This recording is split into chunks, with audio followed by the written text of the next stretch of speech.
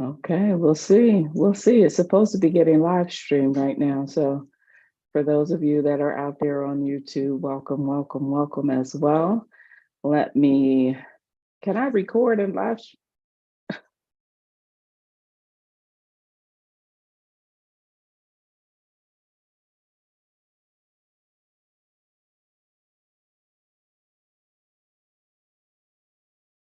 All right, I had to close my window because I was getting feedback. Hopefully it won't come up again. We are being live streamed on YouTube.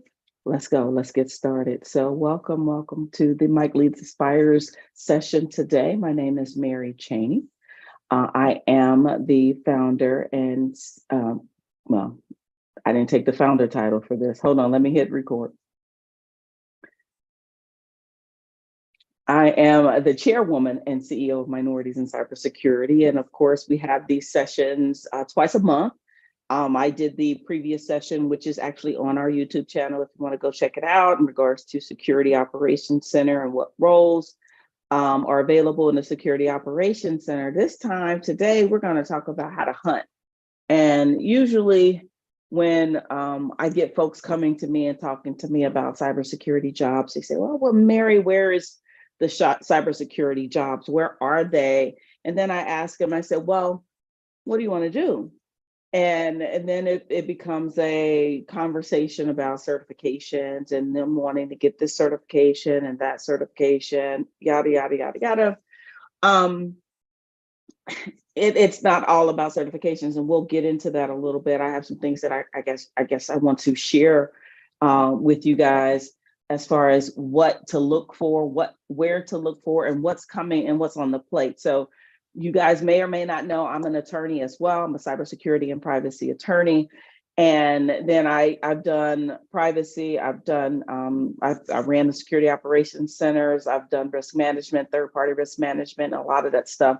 So a lot of the things that we'll be talking about are different areas that are not technical in cybersecurity, but are in cybersecurity, if that makes sense. So we're gonna get started. Now, I sent the link, and I don't know if you guys saw the link, but I'm gonna share my, where is it? Let me see, make sure I have the right screen up. And I'm gonna share my screen for what I hinted around to when I sent the email out today. And these are all, this is Holland and Knight is a law practice, and this is a blog that they do. And they went through and they named all of these cybersecurity related regulations that are on the books, right? And so let's discuss for a second the difference between cybersecurity and privacy regulation. So you guys are familiar, hopefully, with CCPA. You're familiar with other data breach laws and privacy related laws that exist. That means if there is some type of cybersecurity related breach that organizations must notify, and you've gotten those notifications, and they'll buy you, like you'll get breached and they'll buy you what is that, credit monitoring services. It becomes a copy paste, as my daughter would say, copy paste on what they offer you. Oh, I did get a check for $5. I hope anybody else get a check. It was like $5 from was it Equifax? Yeah, that's the one that got a breach. Did anybody else get any money? Raise your hand if you did. But I did get a check from them. And so that's how much that's how much my data was worth. That was breached, all of my personal information. But all that to be said, just $5. But all that to be said, you have these breaches, and so they require you to do certain things, and a lot of those fall under the privacy realm.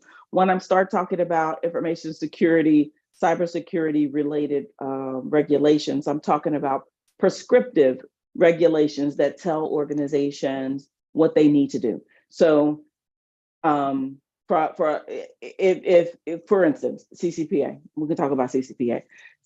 What CCPA does is give the individual, Mary, a right to tell people or to inquire with organizations about the type of information they have about me. I can ask them what they have, and then I can ask them to delete it. And there is no, in the CCPA, CPRA, there is nothing about what a company can do to prevent breaches from happening, or information security, cybersecurity controls, and things like that. There's just a very big deal.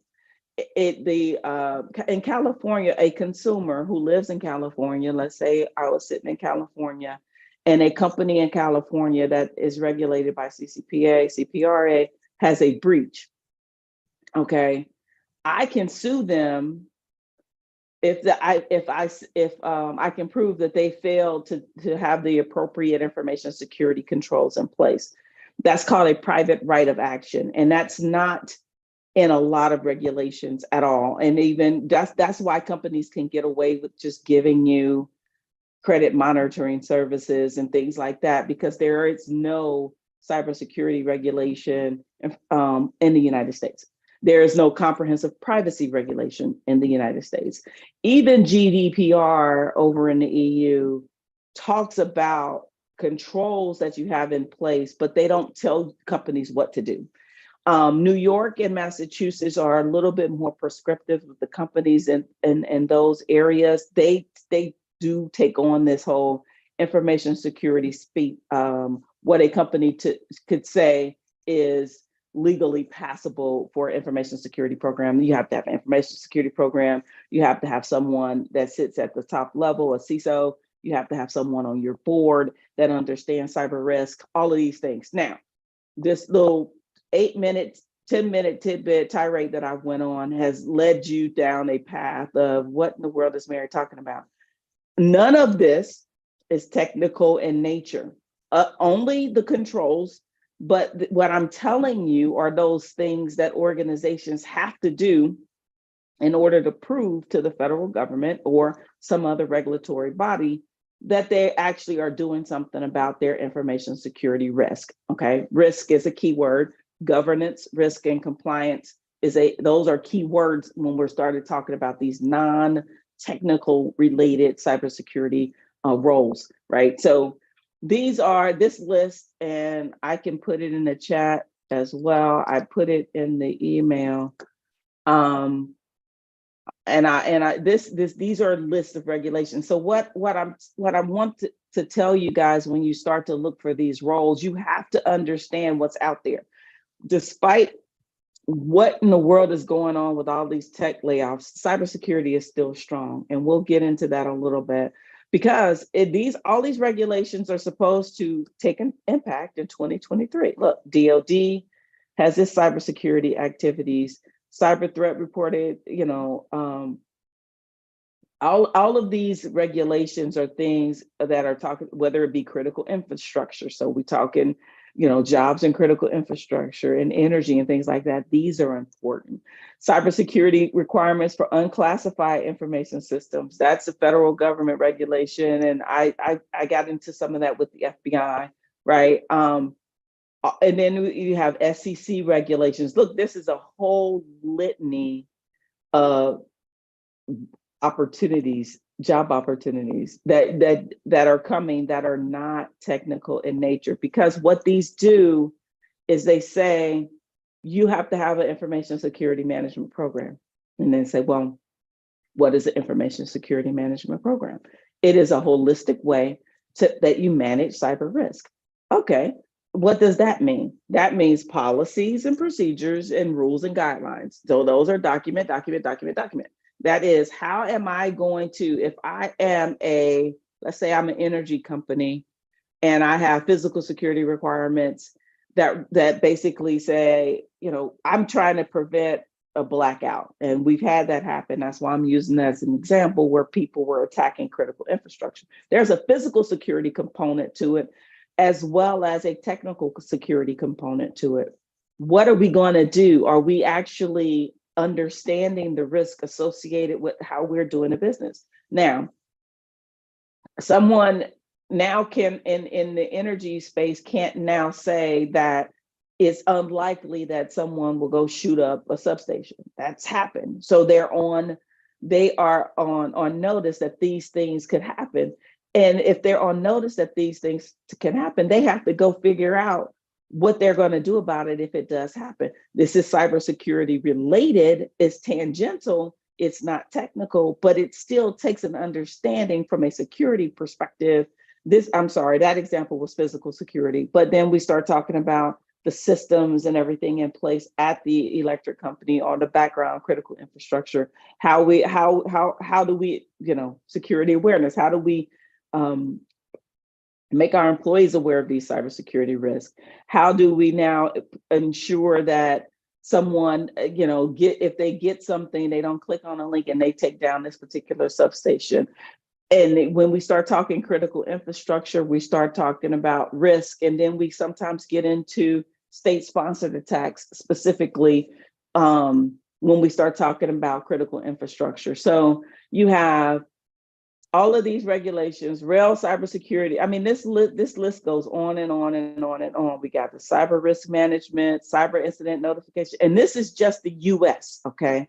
And the SEC is causing everybody a whole big problem. So SEC has their proposed rules, right? And these are for investment advisors and companies. These are really interesting, and you need to look at these and you need to understand what's going on.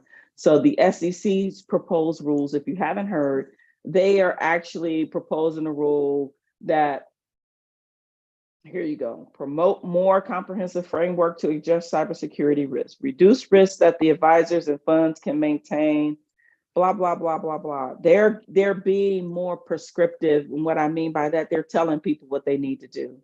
And so because they're getting into this situation where they're telling people that operate in a certain way, in this particular case, we're talking investment advisors and different type of companies that are doing investment banking. Once they're telling you what you're supposed to do, you're expected to be able to follow this. And not only are you expected to follow it, you're expected to be able to respond if you have any incident, and then show the SEC when they come knocking at the door what you've been doing about your cybersecurity risk, right?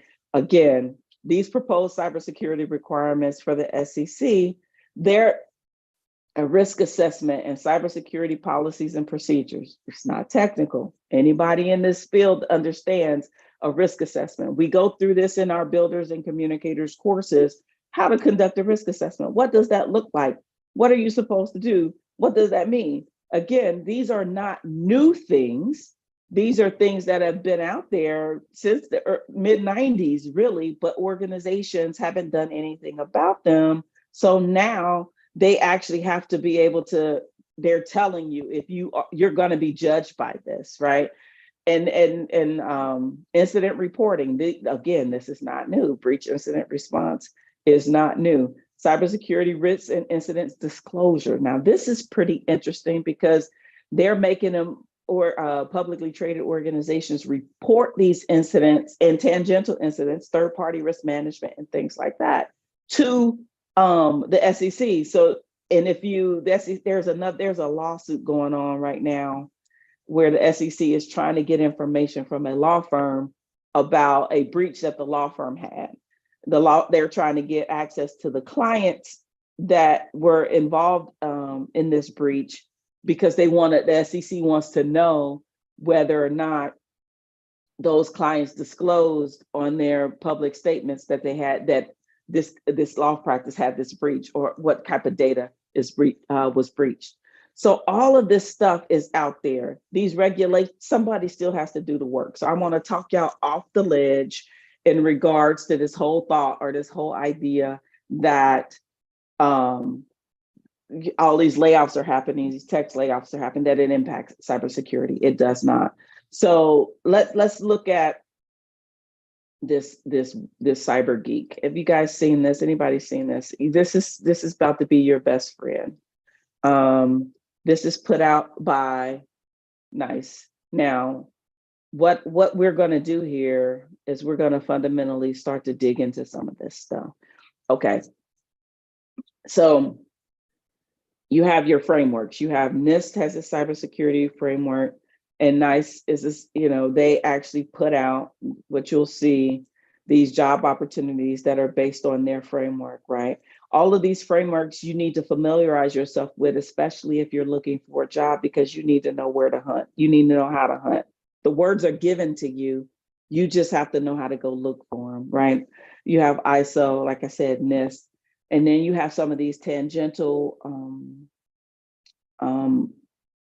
opportunities in governance, risk and compliance, and privacy, third-party risk management, audit, all of these different areas that are basically saying, company A, you need to follow these requirements, and this is how we're going to make sure you're following these requirements. So this little thing is what's called a heat map of jobs. So where are we today? Let me see. Let me close this out. 755,743 jobs in cybersecurity. Now, this is pretty neat in as much as it tells you where they are, right? So the darker blue are where there are 25,000 or more jobs. So how we hunt is we look at where we are, okay? And I'll give you the perfect example. I lived in Ohio back in 2008. I'm from Cincinnati, but I went to the FBI. I was in LA, I was in Houston, I was in Maryland. I went back home in Ohio in 2008. And what I was doing is I left the FBI and I came out and I started to look for a private sector job. Well, what was happening and what I was getting in private sector, I was making six figures when I left the FBI. I went to Ohio, and these companies in Ohio that I was interviewing for, they were looking at me like I had three heads that I was asking for six figures. I knew what the market was, but Ohio's market was notoriously underpaying cybersecurity professionals at that time. I don't know where they are now, neither here nor there. So what I had to do is open up the thought process that I was going to move somewhere else, because I wasn't going to take $75,000 a year for something that I know I can go to the market overall and get $120,000 a year for. That didn't jive with me. And even as I was going through these interview process, they would nitpick about this particular certification. Oh, you don't have this or you don't have that, as opposed to me having 80%. They were focusing on the 20% I didn't have. And I'm being a stubborn person that I am. I wasn't going to believe that this wasn't possible. So I started to open up my idea of where I wanted to look for a job. And I said, okay, if I have to leave Ohio, where do I want to go? Texas was always on the list, mainly because I'm licensed in Texas, meaning I have a law degree, meaning I can practice law in the state of Texas all day, every day. And so that was always a number one for me as a backup plan, go practice law. I think North Carolina and Atlanta and Georgia, those are the three places that were on my list. So I started to look at particular jobs that were only for those areas. I came across a role for GE Capital, and it was either in Dallas or Chicago, and I could choose Dallas or Chicago. And one of the things that you do know, and you will know, or you can learn, once you apply for a job, go out to LinkedIn and find anybody that you know that you may be connected with that knows anybody related to that organization, because that's what I did. I saw the role, I applied for the role, and then I scoured my network, and I had an individual that I used to work for in my network that knew the hiring manager. And for that person was still inside GE Capital, or GE, reached out to the hiring manager and said, hey, here's Mary. What are you thinking about Mary? That particular role, I was my first role out of the FBI. That came in 2012. It was for GE Capital, and my boss hired me. And these were this wasn't Zoom, right? This is phone interviews and phone interviews only. I was hired, phone interview. The first time my boss met me was the first day that I got that, and I ended up coming to Dallas. So I was planning on relocating to Dallas. I live in Dallas now. You say, nope, it didn't happen. What happened was My boss lived in Dallas. They had plans to have a team here in Dallas, but that changed during that interview process. And I was like, please don't make me go to Chicago. I don't do cold weather. I don't, I know I think Rico is on the phone and he's in Chicago. No, Mary doesn't do Chicago. So he ended up telling me, well, Mary, you can actually stay in your home and work from home in Ohio and go back and forth to Chicago with the teams. And I was like, that's perfect. I didn't have to sell my house. I mean, because I was almost about to put the down payment down on the house when he came back and he told me I didn't have to move. And so I stayed in Ohio. So you never know when you start to open up your thought process around what you can and cannot do. That was before these roles of remote, right? A lot of the stuff that we have now is remote, and they have a remote element to it, and that's kind of sort of changing. I see some folks out there wanting people that bought those big old beautiful campuses, and they want people to come into those campuses. Yeah, more power to them. But this was before that. So I mean, for my personal, I'm a single mom. I've been a single mom. Me working from home works for me, especially with the kids at they were younger at that particular time. So for me, it fit. And honestly, in my corporate career, what that's been maybe 8.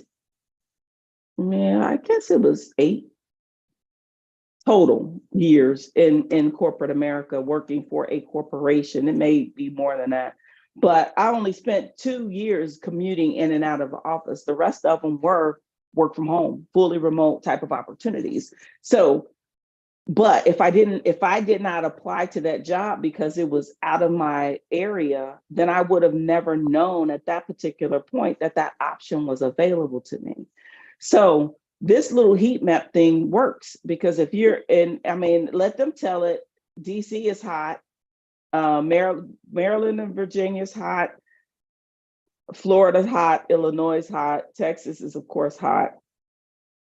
Colorado, California, right? 81,000 jobs in California. It's expensive in California, but if you're out there, you have it. So let's dig down in this. Okay, so this is pretty slick in as much as it'll give you, so you can dig down, you can click on a state and it'll bring up Texas. Let me see if I can go full screen on here and it'll bring up Texas. Hopefully you guys, please tell me if you can still see my screen, still see my browser. So,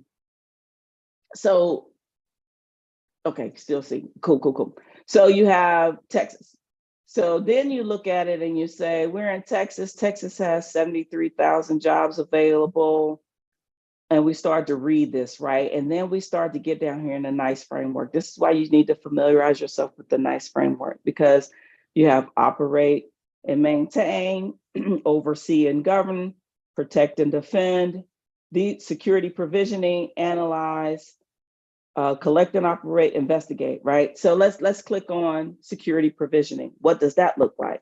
Okay, we have software developer, security architect, different type of other subcategories, research assistants, blah, blah, blah, system developer, information security developer, security control assessor. What the heck is that? 14,000 jobs in Texas for security controls assessor. What in the world is that? Click on that. Here we go. This is what a security controls assessor does. And it gives you it gives you the knowledge, skills, and ability and particular task statements involved with what a security controls assessor does. So you go through, you look, and you're like, okay, let's dig into one. Okay, so, and it actually gives you with certification. So it says certification holders, and then requesting particular certification. So 12,000 I think it's 16,000, right? Did it do it that way? I don't know. No, that's not right. It must be of the 73,000 over here. But in all that to say, if you have your CISSP, okay, let's see, 12,000 of these are asking for this CISA, and it gives you all of these things that these individual job opportunities are asking for. We got vulnerability assessment analysts. This is what this does. So what you do with that information is you start to key on words, right? And you look at it and you say, okay, all right, let's see what we got here. So let's say, let's cybersecurity manager. All right, they say, so we go and we pop this. Let's see, I think I did this earlier. No, that's Holland and Knight. I think I did this earlier. Yes, Indeed. So we go, we pop that into Indeed and we search the jobs. I happen to be in Mansfield, Texas. So that's where I have my location services turned on. We need to work on that, but we're not going to worry about that. So here you go. Cybersecurity awareness and communication manager on site based in Dallas. What is that? So now you look and say, this is cybersecurity awareness and communications manager is not a technical role. It's a security awareness role. Cybersecurity awareness and communications is not SOC related or IT related or hands-on technical related. It is a individual. If you're a creative, if you like to educate, if you're an educator, these are the cybersecurity awareness roles are the ones for you. Those are the ones you need to look at, right? Again, and let's look at security awareness program meets industry regulations, standards, and compliance requirements. All right, so look, go back. We go back to our little, oh, well, I didn't do that. We go back to our little heat map here and we start to look at, let me see, let's refresh this. Can I get it out? Yeah, and we start to look at where that fits in the NICE framework. Where does security awareness fit in the NICE framework? I believe it's overseeing governance, I believe. Let's see. Communications, no, it's not there. Look at me, not knowing my NICE framework. You guys should know it. I don't necessarily need it, maybe, I don't know. All that to be said, when you find security awareness on it, anybody know where it fits in the NICE framework? Can help me out? Can I phone a friend? Where security awareness fits in the NICE framework?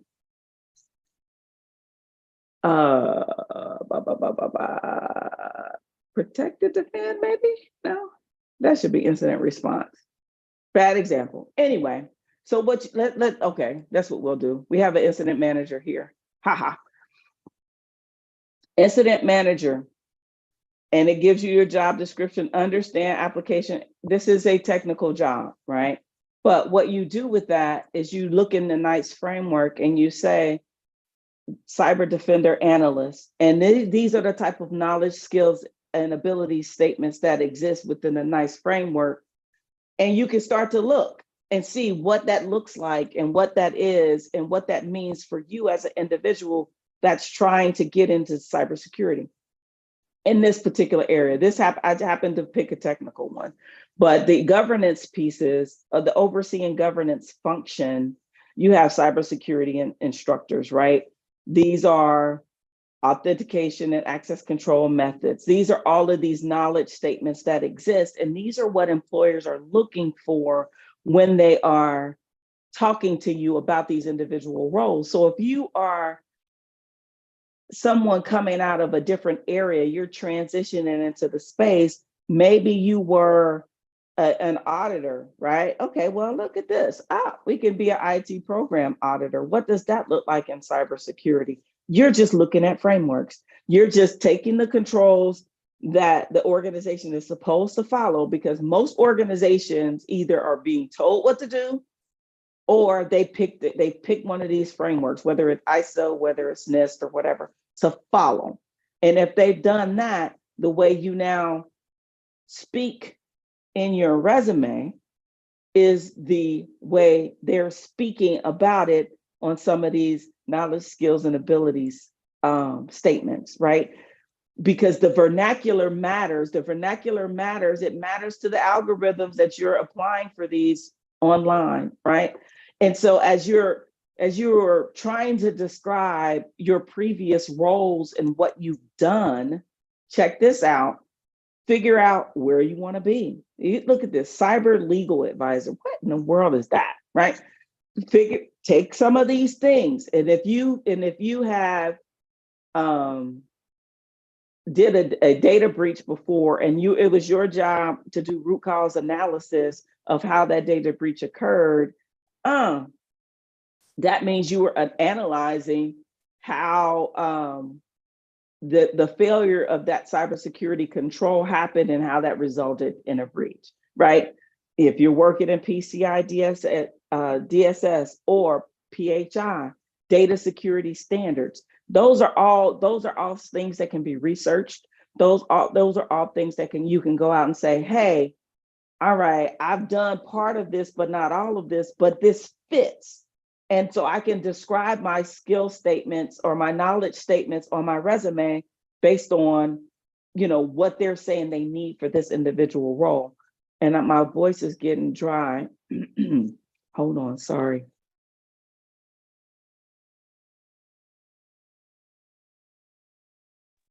Sorry about that.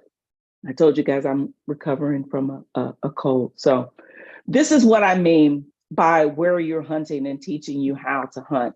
You guys are now, as you dig into some of these things, you have to now, that's where the organization most of the time is getting their requirements for. They're using these statements. I sit on the Privacy Workforce Working Group, and we are developing knowledge and skill and task statements for privacy workforce, right? Organization looks at these things like what NICE has put together, and they say, okay, this is what we need. This is, these are the types of skills that we need in order to fill this role. And so it's not that you don't have it. It's not that you can't do it. You're just not using the right words, right, to describe what it is that you're doing. And so there are also, I talked about privacy. Privacy is another area that's tangential to cybersecurity. I have both sides of the brain working. There are, from a privacy perspective, many roles out there that have a cybersecurity flair to it that you have to learn, and you have to know something about it. But what you have to know about it is how to go talk to the technical teams.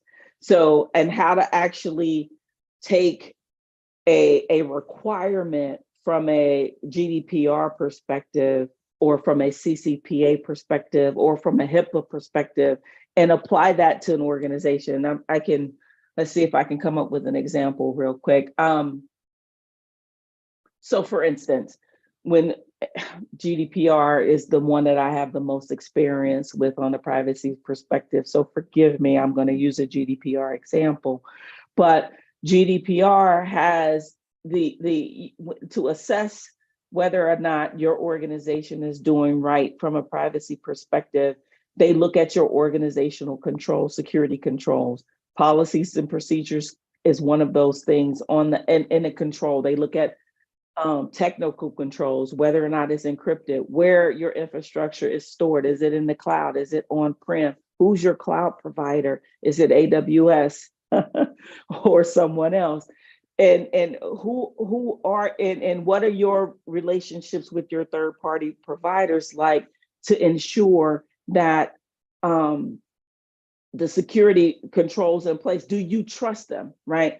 And so there are a lot of small and mid-sized companies that don't want to pay the big guys this money to be in their cloud infrastructure, and they'll go with some little small provider. But if you are under a regulated entity, you have to perform an assessment. Third-party risk is huge. And the reason why it's huge is because a lot of organizations outsource a lot of these functions to other providers. You guys remember, what was that? Oh gosh, there's so many of these little breaches. The company down there in Austin that got breached and caused Microsoft all these issues. I can't remember the name of it. Somebody trigger. Oh gosh, I had to deal with it. In any event, if the bad guys aren't attacking the Microsofts, the AWSs of the world. They're attacking and trying to get in downstream to these services that, you know, other organizations may happen. As a third-party risk manager, I've served that as well. My functional role is to understand what controls my third-party vendors have in place to ensure that they meet the security requirements that fall under us, that we trust them. It's really a trust issue, right? These things are cyber related. They fall under cybersecurity jobs, but they are not technical jobs. What else we have? The governance piece, GRC is another area. And I was looking at that earlier when I was on Indeed. Too many tabs. Okay. Nope, that's the wrong one. So we look at risk management. If I can spell.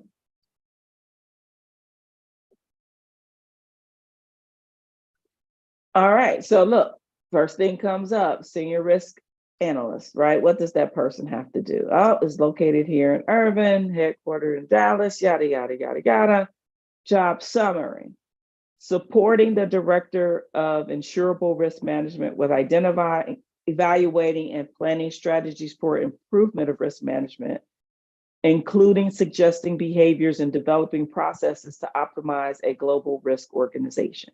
Again, these are tangential to cybersecurity, non-technical cybersecurity roles, cyber threat intelligence analyst, right? All of this stuff. It's an airline, and this is a 1-year contract. Fort Worth it's a hybrid role, and you start looking at the responsibility. This is not a long list of responsibilities. You're going to be leading intel teams. I ran an intel team out of my security operations center. This is ultimately dark web type of stuff. If you're out there looking at the dark web and you fancy yourself a gray hat. No, we're not going to call you a black hat or a white hat. We're a gray hat. Then you get into the nuances and the intricacies of the World Wide Web. You could be an intel analyst. Look at this. Maintain working knowledge of adversarial tactics and techniques and how they are being used to achieve current objectives. That's not super highly technical. But if you're out there and you see if you're out there and you're like, oh, they're trying to attack here. Perfect example, business email compromise schemes, right? Send the CEO, send somebody in finance an email changing the results of payments, right? You understand that. So is that a cyber threat? Absolutely. To our organization, check this out. It's tax time.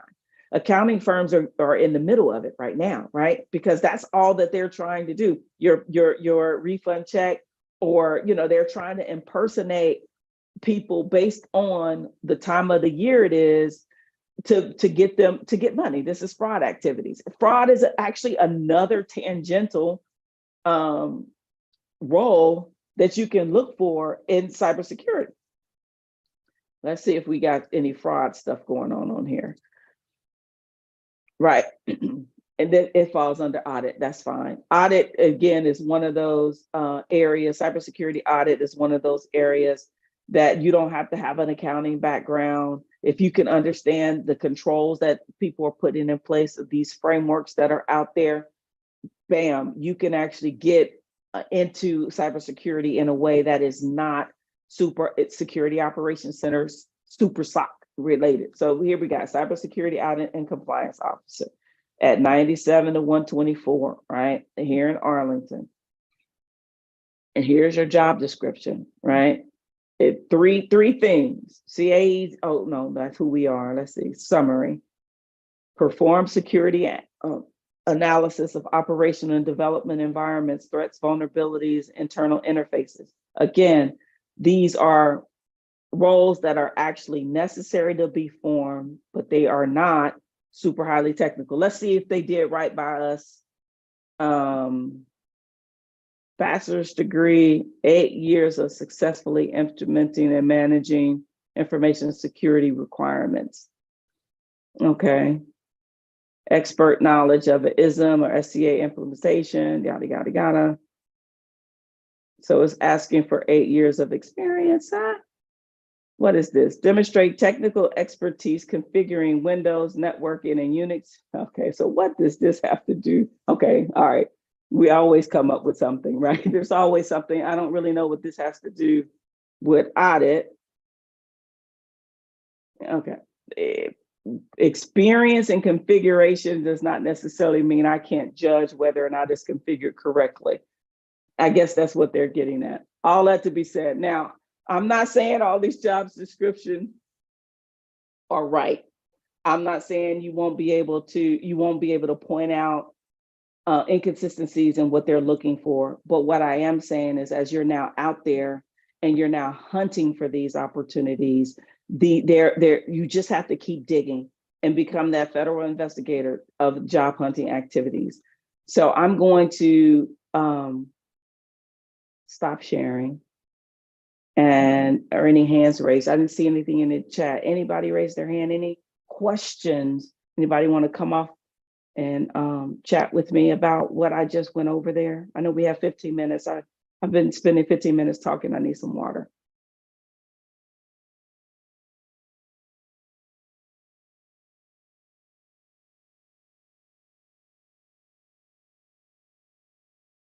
Oh, we got one person raising their hand. Hold on.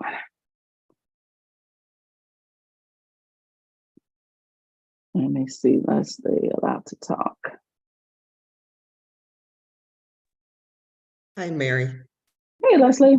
Okay, thank you. I did not know about the map, so that's great information, and it gives me a great resource to go to look at some of the job, what they're requiring, some of the job vacancies and what they're requiring, and how I could look at my skill set to see how it matches before I apply for a position. So that was very helpful. Thank you. No, thank you. And, again, it's out there. You just have to, I'm glad I'm able to share it with you guys. I stumbled upon it myself, and I'm glad I was able to share it with you guys. Rico, did you have a question? I know you came off.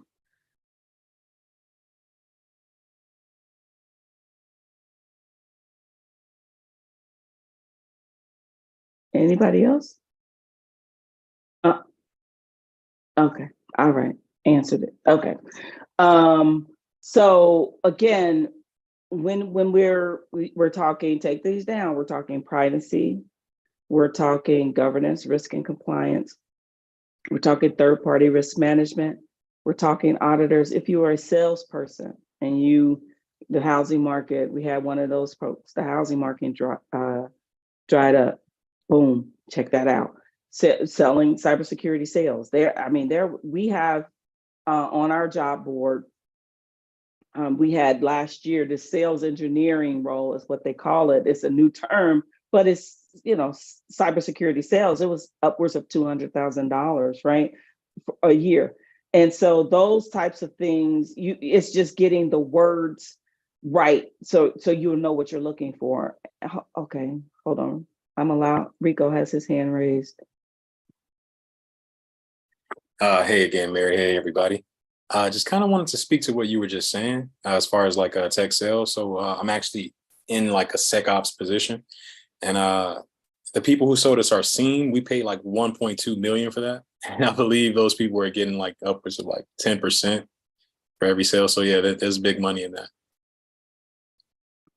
Yeah, absolutely. And being able to understand what that looks like is awesome, those roles. But now we're gonna switch a little bit if there aren't any questions for the last couple of minutes. And we're gonna talk about where, right? Now, where meaning industries. And so I used to say often to organizations that the financial services sector, especially if you are new to the space, the financial services sector is a good spot it's still a good spot because the regulations aren't stopping. This new SEC regulation is requiring 4 days from knowledge of a breach to report to the SEC.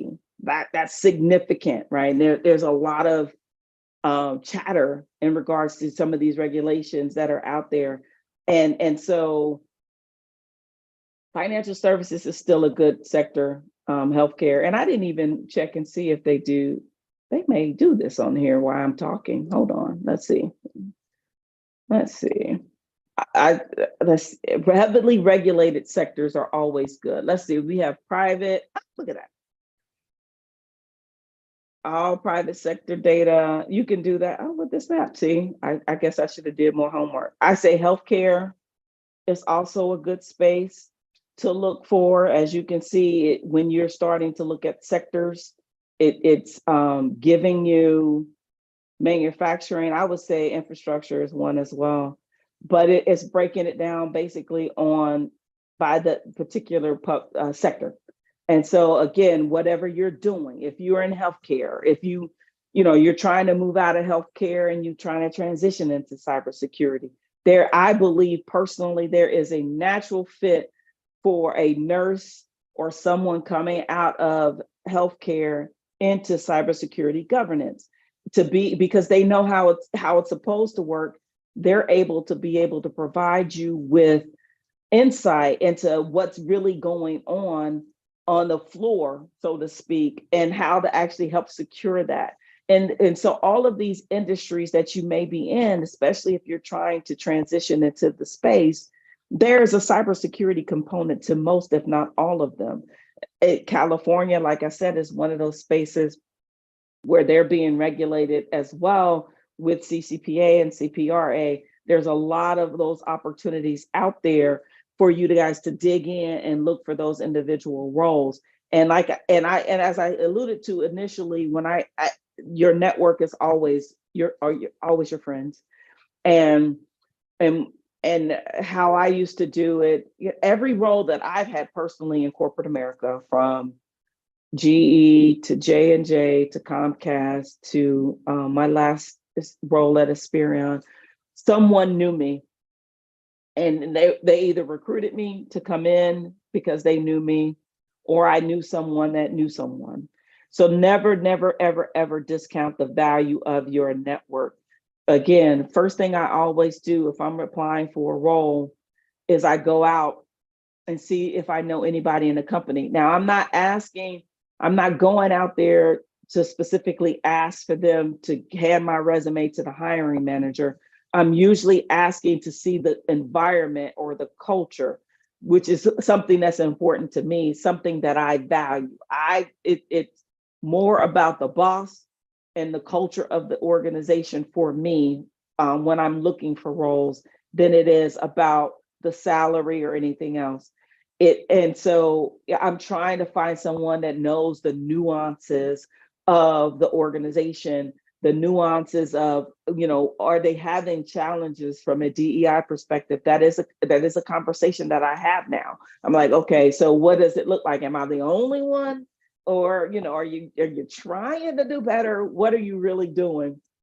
And what does that look like? Those things are valuable to me. And at this particular point, you are in a space or in a position that there are 700,000 jobs out there. You can afford to really be picky about the type of environment that's right for you. So I encourage you guys, stop reading the news about them firing everybody, because there are jobs out there, 755,000. B, understand what you want to do, right? The last thing I want you to believe is that I just need to go out and get another certification and then I'll get this job. No, we have individuals that have taken some of our leadership development courses that was their answer to everything. More certs, more certs, more certs. Not really understanding that that's not what's going to get you the opportunity. Not putting value into the building up of relationships and brand building for yourself. Definitely understand that network is there to help you, and don't do what some people do to me when they reach out to me. on LinkedIn and asking me for a favor, but just giving me minimum information, right? And you want to do it the right way, and those cold emails can be daunting, but there is a right way. There are people that can get me to respond, even though I'm horrible at times when it comes to responding, especially on social media, because I'm trying to run a business. But there are sometimes that some folks that can say something that I'll give them 30 minutes on my calendar. Usually I'm pretty, especially when it comes to minorities and cybersecurity, if you are affiliated with one of our programs or you've attended a session and you want to follow up, I'm usually very generous with my time. But sometimes folks will just, I want to talk to you about, picking your brain about this particular cybersecurity law. Well, then we start to get into Mary's legal fee.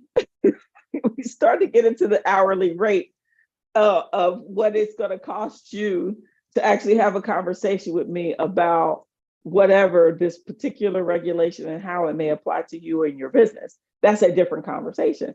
So, understand, like I said, there's value in your network. There's value to getting to know people. There's value in developing relationships and investing in the community of relationships that you have, because in the end, that's usually, usually an easier go to get someone to speak on your behalf than it is to try to put it into the AI generated model, which may or may not get you what you need to get. So I'm going to launch this poll, and I'm going to ask again, if anyone has any questions, you can put it in the chat, or you can come off of mute and talk to me. I like to talk to people, but I recognize that we are recording, and it's live streaming. So, hand raised. Leslie? Yeah, can you go? I think I missed, what did you say? The first one, you said know what job you want, network, develop relationships. You're gonna have to watch the video. I don't know what I'd be talking about. No, you went so fast, and I was like, wait. I did. I said industries are important. Okay. Knowing what you're looking for, aligning what you're looking for with some of these frameworks, using that language that exists in those frameworks to describe what you do and what you have done on a day-to-day perspective, and your network, value of your network. I do have a question regarding the NICE framework and the knowledge section that is available each job role. Should I just copy some of those into my resume if I have no experience?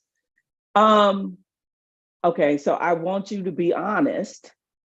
When you are applying for a job role, your job with the NICE framework and some of these other frameworks out there is to align what you have done with some of the things that exist in that framework. So for instance, if you are a help desk person, you understand certain aspects of customer service and things like that. You have to dig into that NICE framework to see how you can align what you have with what they're looking for. If you have no experience in cybersecurity, but you have experience elsewhere, again, dig into it. It's the NIST cybersecurity framework, but NICE is the one that puts out the knowledge statements. They're affiliated with NIST. It's the same entity, organization. NICE stands for something different than NIST, but it's under the same umbrella. To answer your question, and I actually sit on the privacy for NIST, so I should know. But the NICE framework is your knowledge and skill statements and things like that. They are partnered with the government and everything like that. Same entity. Anyway, all that to be said, Rico, you completely got me off target there. But Bodesha, is that right? Yes, ma'am. You had a question. You got a question? Yes, ma'am. I think you may have kind of answered my question in a roundabout way, but my question was, so we would go on there and we would look for a job if we don't have prior experience in cybersecurity. So we would go to the websites and look for jobs and fields that we kind of align with our prior job. So if we locate that job and we apply for that job, will at that time you start training us to be prepared for that position, or how does that work? Oh, okay. So minorities in cybersecurity, we have training programs available. The Aspirers program is for you. You don't have any experience in cybersecurity, so you're coming to learn more about cybersecurity. That's what these sessions are about. Now, the builders and communicators are leadership development related. Now, within and we have some things coming up within our for-profit subsidiary, which is MiC Talent Solutions, which then would marry you and just be on the lookout for that. And we'll talk about it as we go through it, but it's an apprenticeship program. Well, we'll marry you with organizations that are looking for your talent, and then you'll get the technical training as well as the leadership training for a particular role. At this point, your job is to figure out what it is that you want to do, where it is that you want to be in cybersecurity, and start to establish relationships in that space to be able to determine if you qualify.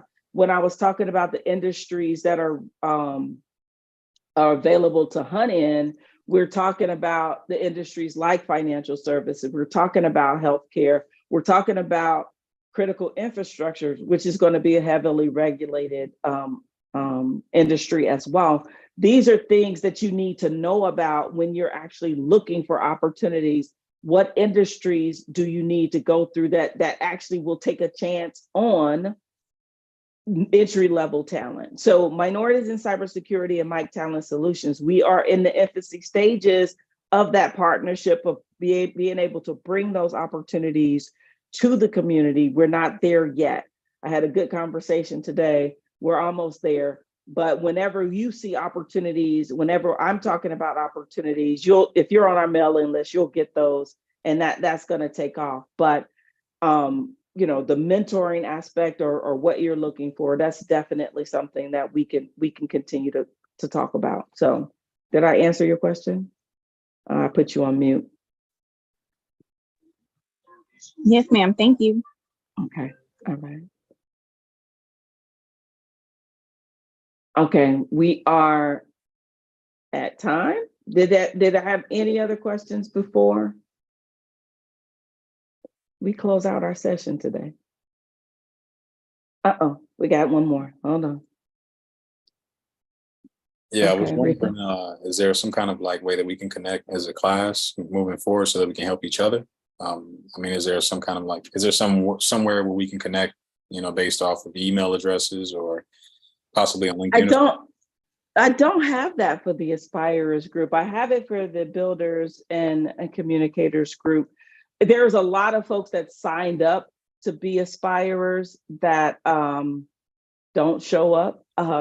So I kind of, it's open to the public. This community aspect of things is open to the public. If you want me to now start to add individuals, or because we do have a Slack channel, but that's usually for the Builders and Communicators. We have a Mike Leap Slack channel. If that's something you want, just send me an email and we can do that. But I don't because these are open to the public, and because people, it's not something that is like a community, like the Builders and Communicators is more formalized. That's a group that stays together for 5 to 6 months. People come in and out of these sessions depending upon their time. So I didn't do that, but that's something that I can think about doing. Okay, awesome. Would it be too much to ask if we can just drop our emails in the chat here and maybe connect off of that? You can, but it's 5 o'clock. I'm there. I'm a stickler for time. So if that's something you want to do, I will turn off the recording and I will turn off the